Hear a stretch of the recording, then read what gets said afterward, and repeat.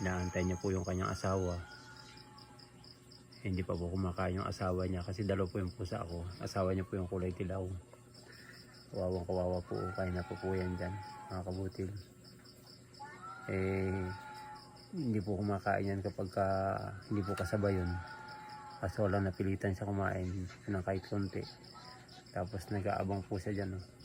Ito po yung bintana namin sa labas, nakatingin siya. Kung kailan po darating ang asawa niya. Ming Ming! Ming Ming! Ming! Ming! Nasaan asawa mo? Wawa ka naman, wala yung asawa mo. Ha? Inaantay mo? Ha? Ang pusa po pala yung meron din forever. Ayan nyo. Yan po yung malungkot. Kaya sa mga lover dyan, huwag kayong kakaliwa, huwag kayong kakanan. Tuwid lamang. Kaya natin ang pusa.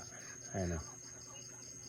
Nagkaantay siya na dumating ang kanyang forever. Thank you for watching.